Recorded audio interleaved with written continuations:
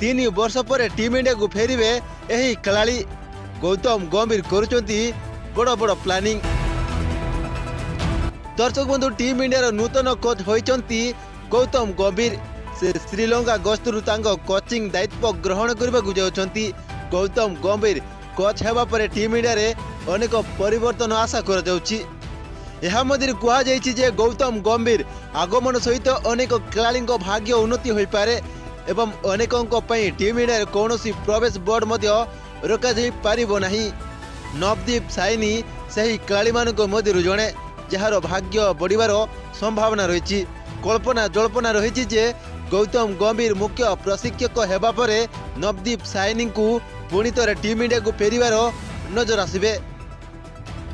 नवदीप साइनी 2021 मसीह भारत पर शेष मैच 28 जुलाई रे श्रीलंका विपक्ष T20 मैच खेली किंतु यह परे से आउट हो टीम इंडिया को फेरी पारि नथिले।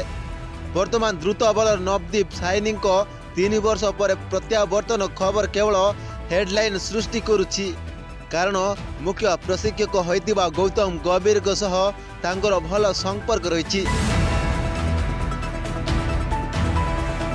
नवदीप एवं गौतम गंभीर एक पुराना संपर्क रही। नवदीप साइनी एक साक्षात्कार रे कहिथिले जे तांको जीवन गौतम भाई उत्सर्गीकृत। साइनी कहिबार कारण हेउची गौतम गंभीर तांको पई लड़ीथिले। वास्तव में नवदीप साइनी को दिल्ली दल रे स्थान पाइबा गौतम गंभीर पुणी थे चयनकर तांको सह संघर्ष करथिले। वर्तमान एही सीजन गुड़िकरू गंभीर एवं साइनी मध्य संयोग आकलन कर जाय पारे। नवदीप साइनी 2019 रे अंतर्जातीय स्तर रे डेब्यू करथिले।